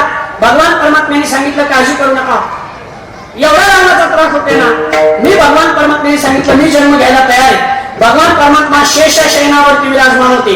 भगवान परमात्म्याने शेषाला सांगितलं शेषजी आपल्याला जन्म घ्यायचा आहे. शेषाला वाटलं भगवान परमात्म्याचा मान मोठा आहे. शेषाने भगवान परमात्म्याला सांगितलं म्हणजे तुम्ही मोठा भाऊ व्हा. मी कोण होतो, लहान भाऊ होतो. म्हणून जो शेष आहे तो लक्ष्मणजी झाले आणि भगवान परमात्मा राम झाले. अवतार घ्यायचं ठरलं. कुठे अवतार घ्यायचा, कसा अवतार घ्यायचा, भगवान परमात्म्याने सांगितलं वेळ प्रसंगी तुम्हाला पुढे कळत कुठे अवतार घेणार आहे आणि कसा अवतार घेणार आहे, काय प्रसंग आहे महाराज जरा इकडे लक्ष द्या. अयोध्येचा राजा दशरथ आपल्या सगळ्यांना कथा माहिती आहे, पण वक्त्याचा आद्य करतोय म्हणून मला जन्माची कथा सांगायची, ते सांगावंच लागतं, त्याशिवाय जन्म साजरा तरी कसा करायचा महाराज. ऐका, अयोध्येचा राजा दशरथाला एक नाही, दोन नाही, 3 पत्न्या होत्या पण मूलबाळ नव्हतं. 3 पत्न्या होत्या पण मूलबाळ नव्हतं. काय करावं, काय केल्याने मूलबाळ होईल अशी राजा दशरथाला काळजी वाटली. आपले कुलगुरू वसिष्ठांना राजा दशरथाने विचारलं काय केलं पाहिजे. वसिष्ठांनी सांगितलं काही करू नका, पुत्र कामिष्ठी नावाचा यज्ञ करा आणि पुत्र कामिष्ठी नावाचा यज्ञ केल्यानंतर त्यातून काहीतरी फलप्राप्ती तुम्हाला होईल असं राजा दशरथाला सांगितल्यानंतर राजा दशरथाने सांगितलं ठीक आहे. पण त्याआधी राजा दशरथाची परीक्षा घेण्याकरता वशिष्ठांनी राजा दशरथाला सांगितलं आधी तुम्हाला त्याकरता जंगलात जावं लागेल आणि 3 वेगवेगळ्या प्रकारच्या शिकार तुम्हाला करावं लागतील. किती? 3 वेगवेगळ्या प्रकारच्या शिकारी तुम्हाला करावं लागेल. त्यामध्ये तुमचा संयम कळेल, त्यामध्ये तुमचं वागणं कळेल आणि मग आपला यज्ञ करायचा आहे. ठरलं महाराज. राजा दशरथ शिकार करण्याकरता म्हणून जंगलामध्ये गेला. ऐका बरं, जरा लक्ष माझ्याकडे असू द्या. राजा दशरथ शिकार करण्याकरता म्हणून जंगलामध्ये गेला. अहो सकाळी राजा दशरथ शिकार करण्याकरता म्हणून गेला. एक छोटासा तलाव होता. राजा दशरथाला वाटलं की सकाळी सकाळी सगळे प्राणी आता आराम करत असतील, सायंकाळच्या वेळेला पाणी प्यायला म्हणून त्या डोहावरती पाणी पिण्याकरता येतील. एखादी प्राणी तिथं आला तर त्याची एकाची जरी शिकार केली तर माझं आजचं काम झालं. म्हणून राजा दशरथ झाडाच्या आरोशाने झाडाच्या पलीकडच्या बाजूला बाण लावून असा बसलेला होता. लक्ष माझ्याकडे असू द्या. संध्याकाळची वेळ झाली तरी देखील राजा दशरथाला एकही प्राणी सापडला नाही. आता 2 प्रकारचं श्रावणाचं चरित्र सांगितलं जातं. संध्याकाळची वेळ होती, श्रावण बाळ पाणी घेण्याकरता आला. मगाशी मी ऐकलं लोक महाराजांचं, ते म्हणजे मध्यरात्री श्रावण बाळ पाणी घेण्याकरता आला. आता कधी का श्रावण पाणी घेण्याकरता आला, पण पाणी घेण्याकरता आला. इकडे प्रसंग असा सांगितला जातो, श्रावण बाळाचे वडील आणि आई हे दोघंही अंध होते आणि त्या दोघांही अंध आई वडिलांनी श्रावण बाळाजवळ इच्छा निर्माण केली, बाळा याची देही याची डोळा, आम्हाला काशी विश्वेश्वराचं दर्शन करायचंय, तीर्थयात्रा करण्याची आम्हाला इच्छा आहे. श्रावण बाळाने सांगितलं काळजी करू नका. श्रावण बाळाने सांगितलं काळजी करू नका, जोपर्यंत मी आहे ना तोपर्यंत काळजी करायची नाही. श्रावण बाळाने एक ताराजू सारखं पारडं बांधलं. एका पारड्यामध्ये आपल्या आईला ठेवलं, एका पारड्यामध्ये आपल्या वडिलांना ठेवलं. त्याला कावड बांधली, मध्ये दाढी बांधतात त्याला कावडीसारखा आकार दिला आणि श्रावण बाळ आपल्या आई वडिलांना कावडीमध्ये घेऊन कुठे चालला होता? तीर्थयात्रेला चालला होता. मी त्या काळातल्या श्रावणाचं सांगतोय, आताच्या श्रावणाचं सांगत नाही. आताच्या श्रावणाला जर म्हणलं ना अरे थांब जरा 5 मिनिट मी आवडून साडी बदलून येते, मला इंदापूरला जायचंय, श्रावण म्हणतो मला वेळ नाही. गाडी कुणाची महाराज? गाडी कुणाची? कुणाच्या कष्टाची? आपल्याच. गाडीमध्ये पेट्रोल कुणाच्या कष्टाचं? आपलं. कार्ट कुणाचं? बोला आपलं. तरी देखील तुम्हाला इंदापूर पर्यंत सुद्धा ते घेऊन जा, कारण त्याला लई काम असते, त्याला लई कुणाला गाडीवर ठेवायचं असते. चला हे सोडून द्या, लक्ष द्या, मला पुढे बोलायचं. त्या श्रावण बाळाने अगदी खांद्यावरती कावड केली. पुढच्या पारड्यामध्ये आई, मागच्या पारड्यामध्ये वडील घेऊन तो श्रावण बाळ तीर्थयात्रा करू लागला. तीर्थयात्रा श्रावण बाळ तीर्थयात्रा करत असताना श्रावण बाळ तीर्थयात्रा करत करत करत करत राजा दशरथ राजाच्या अयोध्या नगरीमध्ये श्रावण बाळाचं आगमन झालं. शरयू नदी क्रॉस करून दशरथ ते श्रावण बाळ आतमध्ये आला आणि राजा दशरथाची फार मोठी कथा होती महाराज. आता हे सगळं चरित्र सांगायला एका कीर्तनामध्ये शक्य नाही. राजा दशरथाबद्दल श्रावण बाळ भरपूर काही ऐकून होता. राजा दशरथाला वाटलं की आता राजा श्रावण बाळाला असं वाटलं की आता झालं, मी कुणाच्या नगरीमध्ये प्रवेश केलाय? दशरथ राजाच्या नगरीमध्ये प्रवेश केलाय. झाला आजच्या संध्याकाळचा माझा आणि माझ्या आईवडिलांचा मुक्काम कुठे होणार आहे? अयोध्येमध्ये होणार आहे. राजा दशरथाबद्दल भरपूर काही ऐकलं होतं आणि संध्याकाळची वेळ होती. त्या दशरथ राजाच्या आईवर त्या श्रावण बाळाच्या आईवडिलांनी त्या श्रावण बाळाला सांगितलं, बाळ अरे सकाळपासून प्रवास चालू आहे, जेवलो नाही, काही नाही, सकाळपासून प्रवास चालू आहे, तहान लागली, घशाला कोरड लागली, तुला त्रास कशाला म्हणून आतापर्यंत सांगितलं नाही, पण आता पाणी पिल्याशिवाय माझा प्राण राहणार नाही, आता मला मरावं लागेल बाळ, इथं आम्हाला ठेव आणि जवळ कुठं पाणी भेटतंय का बघ, पाणी भेटतंय का बघ म्हणल्यानंतर एका उंच टेकडीवरती श्रावण बाळाने आपल्या आई वडिलांना ठेवलं. आता उंच टेकडीवरती का ठेवलं त्याचं कारण असं ते जंगलातून प्रवास करत होते आणि ते अंध होते. जर एखाद्या नदीच्या किनारी किंवा जंगलात जर ठेवलं तर समोरून येणारा प्राणी त्यांना दिसला नसता. आता हे फार बारीक आहे सांगायला गेलं तर. मग उंच टेकडीवरती त्यांनी आपल्या आई वडिलांची कावड ठेवली. हातामध्ये पाणी आणण्याकरता ते जार वगैरे काहीतरी घेतला आणि पाणी आणण्याकरता कमंडलू घेऊन त्या जिथे राजा दशरथ शिकार करण्याकरता बसला होता त्या तलावापर्यंत तो येऊन पोहोचला. त्या तलावापर्यंत येऊन पोहोचला. हातामधलं कमंडलू घेतलं. ऐका, श्रावण बाळ गुडघे इतक्या पाण्यामध्ये आतमध्ये गेला आणि आतमध्ये गेल्यानंतर ते कमंडलू पाण्यामध्ये बुडवलं. अहो साहजिकच आहे, जे कमंडलू रिकामा असतं त्याच्यामध्ये पाणी गेलं तर त्यातली हवा काय होती? हवा बाहेर गुडगुड गुडगुड असा आवाज आला आणि आवाज आल्यानंतर राजा दशरथाला वाटलं कुणीतरी प्राणी पाणी पितोय. राजा दशरथाने ते पाहिलंच नाही आणि बाण सोडला. जसा बाण सोडला तसं श्रावण बाळाच्या छातीमध्ये तो बाण लागला. छातीमध्ये बाण लागला आणि छातीमध्ये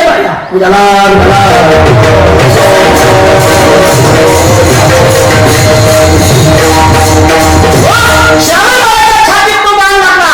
धाड श्रावण बाळाच्या पडला आणि खाली पडल्यानंतर श्रावण बाळाच्या मुखातून आवाज आला, आई गो. काय आवाज आला? आई ग. आणि मग राजा दशरथाच्या लक्षात आलं आपण मारलेला बाण मुख्या प्राण्याला लागला नाही तर चालत्या गोटकुणाचा प्राण्याला लागलाय. धावत राजा दशरथ त्या श्रावण बाळाजवळ आला. पाहिलं ते ब्राह्मण पुत्र ज्याच्या हृदयामध्ये तो बाण लागलेला आहे. त्यांनी राजा दशरथाने विचारलं, कोण आहेस तू? त्यांनी सांगितलं, राजा अरे मी श्रावण आहे. माझे अंध आई वडील आहे. माझ्या अंध आई वडिलांना मी घेऊन पुढे चाललोय, काशीला चाललोय. त्यांना तहान लागली म्हणून पाणी आणण्याकरता इथं आलो होतो, पण माझं कदाचित माझं आयुष्य इथं संपलं असेल म्हणून तुमच्या हातचा बाण माझ्या हृदयाला लागला. हृदयाला लागला आता मी गतप्राण होणार. माझी एक विनंती आहे. राजा दशरथाला सांगतोय श्रावण बाळ, ऐका माझी एक विनंती आहे. माझे दोन अंधळे आई वडील आहेत. जर तुम्ही त्यांना हे पाणी घेऊन दिलं नाही तर पाणी म्हणून ते जागेवर मरतील, त्यांना उठता सुद्धा येणार नाही. माझी एक विनंती आहे, आता काही केलं तर मी जिवंत होणार नाही किंवा काही केलं तर मी जगणार नाही, मी मरणारच आहे. पण माझी एक विनंती आहे, राजा हे पाणी घ्या आणि माझ्या आई वडिलांना हे पाणी मिळून द्या. पाणी घेऊन द्या म्हणल्यानंतर राजा दशरथाने सांगितलं, श्रावणा अरे तुला वैद्याकडे घेऊन जातो, हा बाण आपण काढू, यावरती काय असेल ते उपाय करू, तू जगशील. त्यावेळेस श्रावण बाळाने दिलेलं उत्तर किती सुंदर आहे का? राजा अरे रघुराजाचा तुझा वंश आहे. कुणाचा वंश आहे? रघुराजाचा तुझा वंश आहे. सूर्यवंशामध्ये तुझा जन्म झालेला आहे. तुझ्यासारख्या पवित्र राजाची मांडी पुन्हा जगून मला मिळणार आहे का? म्हणू दे मला. राजा दशरथ म्हणजे प्रभू रामचंद्राचा बाप आहे. तुझ्यासारखी पवित्र मांडी मला कधी मिळणार आहे? आणि श्रावण बाळाने आपला प्राण सोडला. एक मराठी पुस्तकामध्ये फार सुंदर कविता आहे, पण आता ती म्हणायला मला वेळ नाही. शरा आला तो धावून या, काय सुंदर आहे. त्यामुळे मला 12 वाजता जन्म साजरा करायचे. ती कविता म्हणण्याकरता मी पुढच्या वर्षी पुन्हा येईल. कविता म्हणण्याकरता कीर्तन करण्याकरता बरं पुन्हा येईल. ते कुठेही करण्याकरता ना, एवढं लक्ष द्या. मग आधी ते श्रावण बाळाने सांगितलं, प्राण सोडला.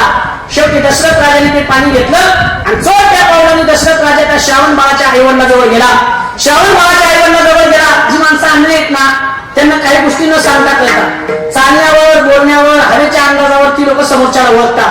त्याच्या चालीवर त्या दशरथ राजाला ओळखलं आणि श्रावण बाळाच्या वडिलाच्या मुखातून सहज आवाज आला, कोण आहे? कोण आले? अरे श्रावण कुठे माझा? दशरथ राजा न बोलता त्यांच्या जवळ गेला. त्या अंध बापाच्या जवळ गेला आणि ते पाणी हातामध्ये दिलं. त्या बापाने दशरथ राजाचा हात हातात धरला आणि सांगितलं, कोण आहे तुम्ही? काय केलं माझ्या बाळाला? मारून टाकलं की काय? कुठे माझा श्रावण? असं म्हणल्यानंतर दशरथ राजाला बोलण्याशिवाय पर्याय नव्हता. दशरथ राजा आता बोलण्याकरता तयार झाला आणि दशरथ राजा म्हणू लागला, गुरु माझ्यामुळे तुमचा मुलगा मेला, हे पाणी घ्या. त्यावेळेस दशरथ श्रावण बाळाच्या आईवडिलांनी सांगितलं, म्हणे जर तुमच्या हाताने माझा मुलगा मेला असेल तर आम्हालाही तुमच्या हातचं पाणी नको. पाणी पाणी म्हणून आम्ही पण मरू, पण आम्हाला तुमच्या हातचं पाणी नको. पण हे दशरथा आई, अरे आम्हाला एकाच मुलगा होता श्रावण आणि त्याच्या विरोधामध्ये आम्ही त्याचं नाव घेऊन म्हणू, पुढे भविष्यात अशी गोष्ट घडेल. तुला 4 मुलं होती. किती मुलं होती? 4 मुलं होती. पण तुझ्या अंतकाळामध्ये तुझ्याजवळ एकही मुलगा होणार राहणार नाही. तुला त्याच मुलाच्या नावाने नामस्मरण करून नाव ठेवावं लागेल.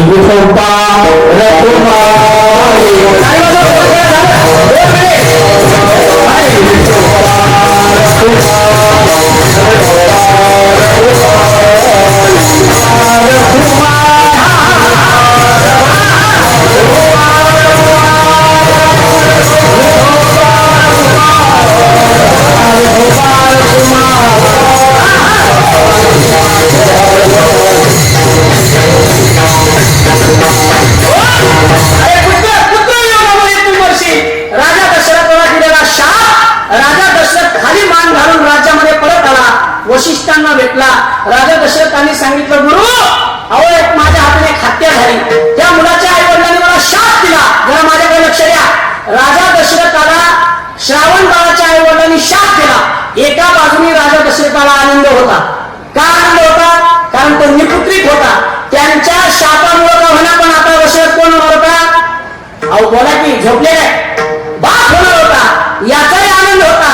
पण बाप होणार आहे, पण मरणाच्या वेळी एकही मुलगा जवळ राहणार नाही याचं वाईट वाटत होतं. पण महाराज साधूचा आशीर्वाद आहे, साधूचा शाप आहे. एक वाक्य सांगू, साधूचा शाप असू द्या किंवा साधूचा आशीर्वाद असू द्या, ते पुण्य असतं. गुरुदेव बाबा सांगायचे, पाण्याचा डाग आणि साधूचा राग हा कधीच राग नाही. जसा कपड्यावर पडलेला पाण्याचा डाग थोड्याच वेळानंतर झुजून जातो, तसा साधूचा राग सुद्धा थोड्याच वेळाने जातो. म्हणून एखादी साधू जर आपल्यावर रागावला तर आपण त्याच्यावर कधीच रुसायचं नसतं.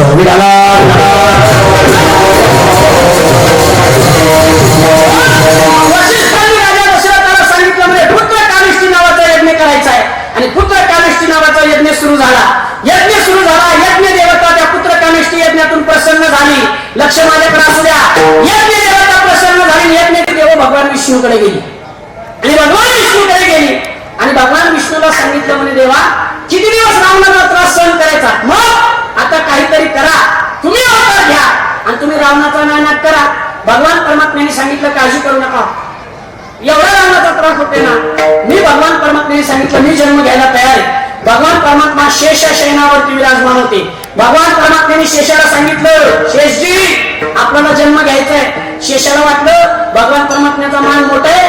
शेषाने भगवान परमात्म्याला सांगितलं, म्हणे तुम्ही मोठा भाऊ व्हा. मी कोण होतो? लहान भाऊ होतो. म्हणून जो शेष आहे तो लक्ष्मणजी झाले आणि भगवान परमात्मा राम झाले. अवतार घ्यायचं ठरलं. कुठे अवतार घ्यायचा, कसा अवतार घ्यायचा? भगवान परमात्म्याने सांगितलं, वेळ प्रसंगी तुम्हाला पुढे कळल कुठे अवतार घेणार आहे आणि कसा अवतार घेणार आहे. काय प्रसंग आहे महाराज, जरा इकडे लक्ष द्या. अयोध्येचा राजा दशरथ, आपल्या सगळ्यांना कथा माहिती आहे, पण वक्त्याचा आद्य करतोय म्हणून मला जन्माची कथा सांगायची. ते सांगावंच लागतं, त्याशिवाय जन्म साजरा तरी कसा करायचा महाराज. ऐका, अयोध्येचा राजा दशरथाला एक नाही, दोन नाही, 3 पत्न्या होत्या, पण मूलबाळ नव्हतं. 3 पत्न्या होत्या पण मूलबाळ नव्हतं. काय करावं, काय केल्याने मूलबाळ होईल अशी राजा दशरथाला काळजी वाटली. आपले कुलगुरू वशिष्ठांना राजा दशरथाने विचारलं, काय केलं पाहिजे? वशिष्ठांनी सांगितलं, काही करू नका, पुत्र कामिष्ठी नावाचा यज्ञ करा आणि पुत्र कामिष्ठी नावाचा यज्ञ केल्यानंतर त्यातून काहीतरी फलप्राप्ती तुम्हाला होईल असं राजा दशरथाला सांगितल्यानंतर राजा दशरथाने सांगितलं, ठीक आहे. पण त्याआधी राजा दशरथाची परीक्षा घेण्याकरता वशिष्ठांनी राजा दशरथाला सांगितलं, आधी तुम्हाला त्याकरता जंगलात जावं लागेल आणि 3 वेगवेगळ्या प्रकारच्या शिकार तुम्हाला कराव्या लागतील. किती? 3 वेगवेगळ्या प्रकारच्या शिकारी तुम्हाला करावं लागेल. त्यामध्ये तुमचा संयम कळेल, त्यामध्ये तुमचं वागणं कळेल आणि मग आपल्याला यज्ञ करायचा आहे. ठरलं महाराज. राजा दशरथ शिकार करण्याकरता म्हणून जंगलामध्ये गेला. ऐका बरं, जरा लक्ष माझ्याकडे असू द्या. राजा दशरथ शिकार करण्याकरता म्हणून जंगलामध्ये गेला. अहो सकाळी राजा दशरथ शिकार करण्याकरता म्हणून गेला. एक छोटासा तलाव होता. राजा दशरथाला वाटलं की सकाळी सकाळी सगळे प्राणी आता आराम करत असतील, सायंकाळच्या वेळेला पाणी प्यायला म्हणून त्या डोहावरती पाणी पिण्याकरता येतील. एखादी प्राणी तिथं आला तर त्याची एकाची जरी शिकार केली तर माझं आजचं काम झालं. म्हणून राजा दशरथ झाडाच्या आरोशाने, झाडाच्या पलीकडच्या बाजूला बाण लावून असा बसलेला होता. लक्ष माझ्याकडे असू द्या. संध्याकाळची वेळ झाली तरी देखील राजा दशरथाला एकही प्राणी सापडला नाही. आता 2 प्रकारचं श्रावणाचं चरित्र सांगितलं जातं. संध्याकाळची वेळ होती, श्रावण बाळ पाणी घेण्याकरता आला. आणि मगाशी मी ऐकलं लोक महाराजांचं, ते म्हणजे मध्यरात्री श्रावण बाळ पाणी घेण्याकरता आला. आता कधी का श्रावण पाणी घेण्याकरता आला, पण पाणी घेण्याकरता आला. इकडे प्रसंग असा सांगितला जातो, श्रावण बाळाचे वडील आणि आई हे दोघंही अंध होते आणि त्या दोघांही अंध आई वडिलांनी श्रावण बाळाजवळ इच्छा निर्माण केली, बाळा याची देही याची डोळा, आम्हाला काशी विश्वेश्वराचं दर्शन करायचंय, तीर्थयात्रा करण्याची आम्हाला इच्छा आहे. श्रावण बाळाने सांगितलं, काळजी करू नका. श्रावण बाळाने सांगितलं, काळजी करू नका, जोपर्यंत मी आहे ना तोपर्यंत काळजी करायची नाही. श्रावण बाळाने एक ताराजू सारखं पारडं बांधलं. एका पारड्यामध्ये आपल्या आईला ठेवलं, एका पारड्यामध्ये आपल्या वडिलांना ठेवलं. त्याला कावड बांधली, मध्ये दाढी बांधतात त्याला कावडी सारखा आकार दिला आणि श्रावण बाळ आपल्या आई वडिलांना कावडीमध्ये घेऊन कुठे चालला होता? तीर्थयात्रेला चालला होता. मी त्या काळातल्या श्रावणाचं सांगतोय, आताच्या श्रावणाचं सांगत नाही. आताच्या श्रावणाला जर म्हणलं ना, अरे थांब जरा 5 मिनिट, मी आवडून साडी बदलून येते, मला इंदापूरला जायचे. श्रावण म्हणतो मला वेळ नाही. गाडी कुणाची? महाराज गाडी कुणाची, कुणाच्या कष्टाची? आपल्याच. गाडीमध्ये पेट्रोल कुणाच्या कष्टाचं? आपलं. कार्ट कुणाचं? बोला आपलं. तरी देखील तुम्हाला इंदापूरपर्यंत सुद्धा ते घेऊन जा, कारण त्याला लई काम असते, त्याला लई कुणाला गाडीवर फिरवायचं असते. चला कंसात नाही बरं, हे सोडून द्या. ऐकायला लक्ष द्या, मला पुढे बोलायचं. त्या श्रावण बाळाने अगदी खांद्यावरती कावड केली. पुढच्या पारडामध्ये आई, मागच्या पारडामध्ये वडील घेऊन तो श्रावण बाळ तीर्थयात्रा करू लागला. तीर्थयात्रा श्रावण बाळ तीर्थयात्रा करत असताना श्रावण बाळ तीर्थयात्रा करत करत करत करत राजा दशरथ राजाच्या अयोध्या नगरीमध्ये श्रावण बाळाचं आगमन झालं. शरयू नदी क्रॉस करून दशरथ ते श्रावण बाळ आतमध्ये आला आणि राजा दशरथाची फार मोठी कथा होती महाराज. आता हे सगळं चरित्र सांगण्याला एका कीर्तनामध्ये शक्य नाही. राजा दशरथाबद्दल श्रावण बाळ भरपूर काही ऐकून होता. राजा दशरथाला वाटलं की आता राजा श्रावण बाळाला असं वाटलं की आता झालं, मी कुणाच्या नगरीमध्ये प्रवेश केलाय? दशरथ राजाच्या नगरीमध्ये प्रवेश केलाय. झाला आता संध्याकाळचा माझा आणि माझ्या आईवडिलांचा मुक्काम कुठे होणार आहे? अयोध्येमध्ये होणार आहे. राजा दशरथाबद्दल भरपूर काही ऐकलं होतं आणि संध्याकाळची वेळ होती. दशरथ राजाच्या आईवर, त्या श्रावण बाळाच्या आईवडिलांनी त्या श्रावण बाळाला सांगितलं, बाळ आणि सकाळपासून प्रवास चालू आहे, जेवलो नाही, काही नाही, सकाळपासून प्रवास चालू आहे, तहान लागली, घशाला कोरड लागली, तुला त्रास कशाला म्हणून आतापर्यंत सांगितलं नाही, पण आता पाणी पिल्याशिवाय माझा प्राण राहणार नाही, आता मला म्हणावं लागेल बाळ, इथं आम्हाला ठेव आणि जवळ कुठं पाणी भेटतंय का बघ, पाणी भेटतंय का बघ म्हणल्यानंतर एका उंच टेकडीवरती श्रावण बाळाने आपल्या आई वडिलाला ठेवलं. आता उंच टेकडीवरती का ठेवलं त्याचं कारण असे, ते जंगलातून प्रवास करत होते आणि ते अंध होते. जर एखाद्या नदीच्या किनारी किंवा जंगलात जर ठेवलं तर समोरून येणारा प्राणी त्यांना दिसला नसता. आता हे फार बारीक आहे सांगायला गेलं तर. उंच टेकडीवरती त्यांनी आपल्या आई वडिलांची कावड ठेवली. हातामध्ये पाणी आणण्याकरता ते जार वगैरे काहीतरी घेतला आणि पाणी आणण्याकरता कमंडलू घेऊन त्या जिथे राजा दशरथ शिकार करण्याकरता बसला होता त्या तलावापर्यंत तो येऊन पोहोचला. त्या तलावापर्यंत येऊन पोहोचला, हातामधलं कमंडलू घेतलं. ऐका, श्रावण बाळ गुडघेच्या पाण्यामध्ये आतमध्ये गेला आणि आतमध्ये गेल्यानंतर ते कमंडलू पाण्यामध्ये बुडवलं. अहो साहजिकच आहे, जे कमंडलू रिकामा असतं त्याच्यामध्ये पाणी गेलं तर त्यातली हवा काय होती? हवा बाहेर येते. बुडबुड बुडबुड असा आवाज आला आणि आवाज आल्यानंतर राजा दशरथाला वाटलं कुणीतरी प्राणी पाणी पितोय. राजा दशरथाने ते पाहिलंच नाही आणि बाण सोडला. जसा बाण सोडला तसा श्रावण बाळाच्या छातीमध्ये तो बाण लागला. छातीमध्ये बाण लागला आणि छातीमध्ये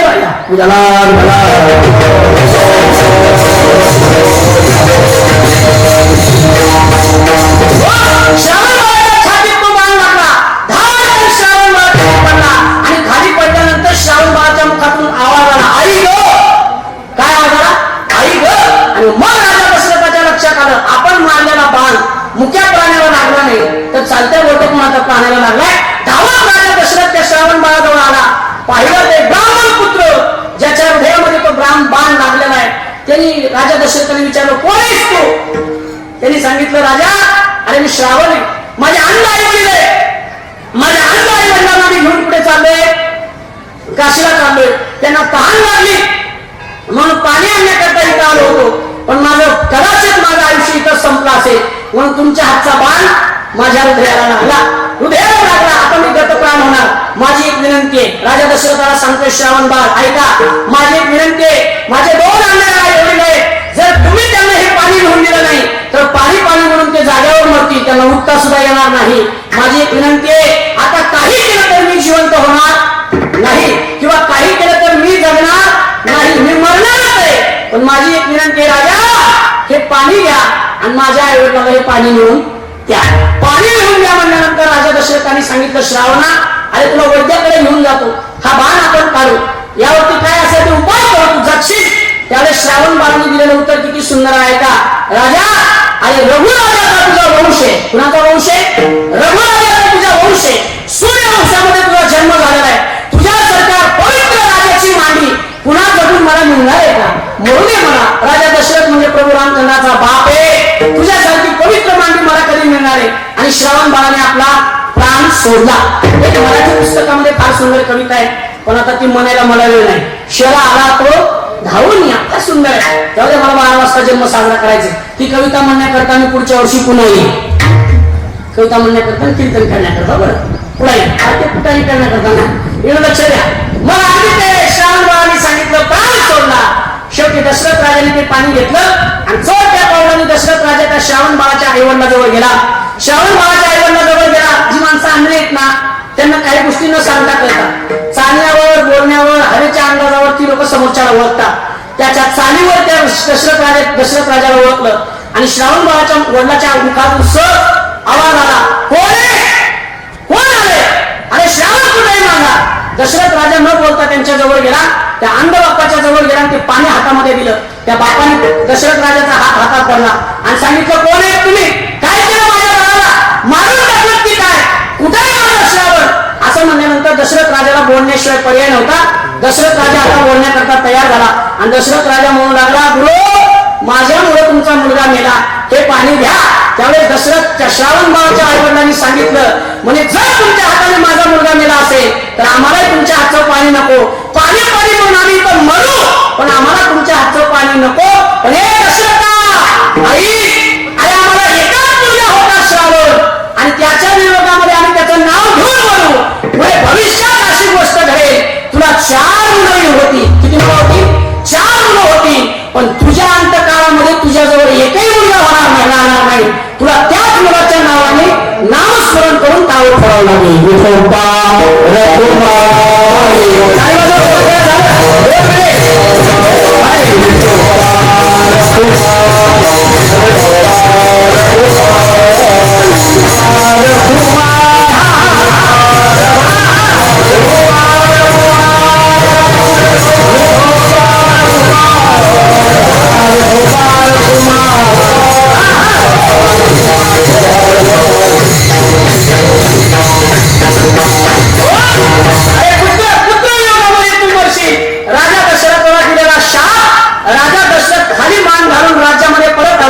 वशिष्ठांना भेटला. राजा दशरथांनी सांगितलं, गुरु अहो एक माझ्या हाताने हत्या झाली, त्या मुलाच्या आईवडिलांनी मला शाप दिला. जरा माझ्याकडे लक्ष द्या. राजा दशरथाला श्रावण बाळाच्या आईवडिलांनी शाप दिला. एका बाजूने राजा दशरथाला आनंद होता. का आनंद होता? कारण तो निपुत्रिक होता. त्यांच्या शापामुळे का होणार, पण आता दशरथ कोण होणार होता? अहो बोला की झोपले बाप होणार होता, याचाही आनंद होता. पण बाप होणार आहे, पण मरणाच्या वेळी एकही मुलगा जवळ राहणार नाही याचं वाईट वाटत होतं. पण महाराज साधूचा आशीर्वाद आहे, साधूचा शाप आहे. एक वाक्य सांगू, साधूचा शाप असू द्या किंवा साधूचा आशीर्वाद असू द्या, ते पुण्य असतं. गुरुदेव बाबा सांगायचे, पाण्याचा डाग आणि साधूचा राग हा कधीच राहत नाही. जसा कपड्यावर पडलेला पाण्याचा डाग थोड्याच वेळानंतर झुजून जातो, तसा साधूचा राग सुद्धा थोड्याच वेळाने जातो. म्हणून एखादी साधू जर आपल्यावर रागावला तर आपण त्याच्यावर कधीच रुसायचं नसतं.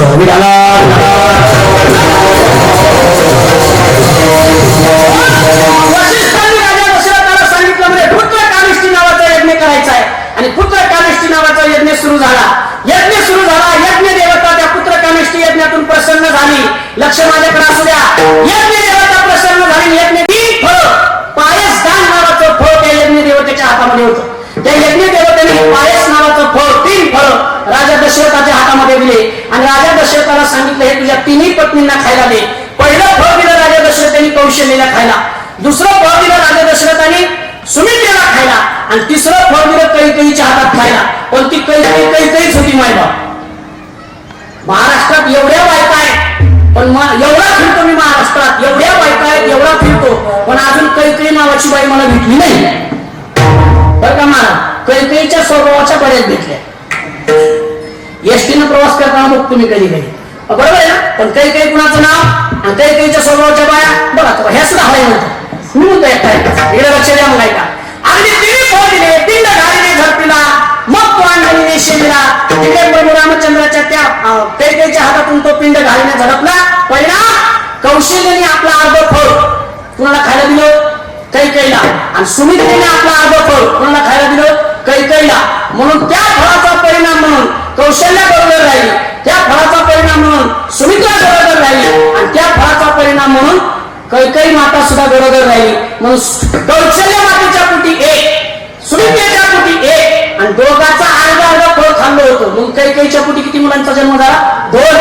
पाहता पाहता 9 महिने उजाडले. कौशल्य मातेला सुद्धा डोहाळे लागले. आता डोहाळे महिला मंडळीचे पाहण्यासारखे असतात. तुमच्याकडे लागतात का डोहाळे? डोहाळे लागतात का डोहाळे? आता डोळे लागणार ना का मोबाईल हातातून सुटून डोळे काय लागतील सुटतच नाही. मी जाणीवपूर्वक हे वाक्य बोलतो रामनवमीच्या दिवशी. मी बऱ्याच ठिकाणी आता कुणाच्या घरी गेलो ना ते लहान लहान पोरं एवढा मोबाईल बघतात महाराज आपल्याला जे कळत नाही ते मोबाईल मध्ये कळतं. एक बाई कौतुकानं सांगत होती म्हणजे महाराज घरात कुणाला जी गोष्ट कळत नाही ती आमच्या बाळाला कळती फक्त 2 वर्षाचं आहे. मी म्हणलं ताई ती त्या बाळाचं ज्ञान नाही 9 महिने गरोदरपणे तुमच्या हातातून मोबाईल सुटला नाही तुमची कृपा आहे. म्हणून माझी हात जोडून विनंती आहे महिला मंडळी गर्भावर संस्कार होतात म्हणून गर्भधारण झाल्यानंतर कसं वागावं आपण आपलं ठरवा. भगवंताचं नामस्मरण करा ज्ञानेश्वरी वाचा गाथा वाचा भजन करा सासू सासऱ्याची सेवा करा. कधी ऐका गेल्या गरोदर असल्यानंतर पण आता बाया काहीच करीना त्याचं कारण डॉक्टरनं सांगितलेलं असते पाण्याचा तांब्या सुद्धा उचलायचा चल द्या नका उचलू तांब्या तुम्ही. हे फार कठीण परिस्थिती आहे. जाऊ द्या आता आपल्याकडे वेळ कमी मला पुन्हा कधीतरी या विषयावर बोलता येईल. लक्ष इकडे द्या. तिघी गरोदर होत्या कौशल्या मातेला डोहाळ्यामध्ये काय डोहाळ्याचे कौशल्याचे 1 मिनिटात सांगतो ऐका. कौशल्या माता म्हणू लागली माझ्या हातामध्ये तलवार द्या नाहीतर बाण द्या मला घोडा द्या मी आता पार करून पलीकडे जाते त्या रावणाचा शिरछेद करते आणि सगळ्या देव लोकांची मी सुटका करते. हे कुणाचे डोहाळे कौशल्याचे. जरा असे डोहाळे लागू द्या पिक्चर बघायचे डोहाळे नको धुरंधर 2 असे असे बरोबर ना. तुला जरा जास्त माहित असते मला माहित नाही असतं तूच सांगतो मला गाडीत बसल्या मला वेळच कुठे ती बघायला बरोबर आहे ना. असे पिक्चर बघायचे डोहाळे नको की डोहाळे कौशल्या मातीने पाहिलं पाहता पाहता पाहता महाराज अगदी चैत्र महिना आला कधी पाडवा गेला पाहता पाहता अगदी 9वीचा दिवस आला. 9वीची दुपार झाली आणि 9वीच्या दुपारी मध्यभागी ज्यावेळेस सूर्य आला तेव्हा भगवान रामप्रभूचा जन्म झाला. त्याचं वर्णन करणारा नामदेव बाबांचा एक अभंग आहे. तो अभंग होईल कुंडलिक वरती हरिविठ्ठल होईल तेव्हा आपण पुढे टाकायची. ज्ञानेश्वर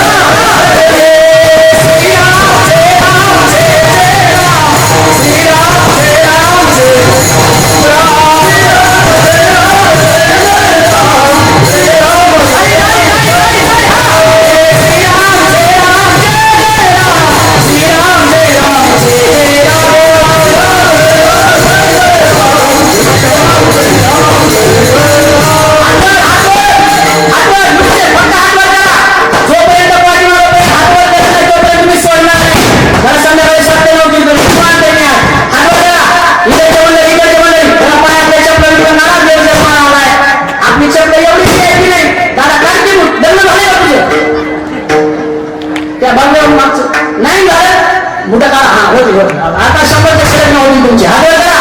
माझ्या मागे सगळ्यांनी म्हणायचं ज्यांच्या समोर माहिती आहे त्यांनी मला सांगितलं बोला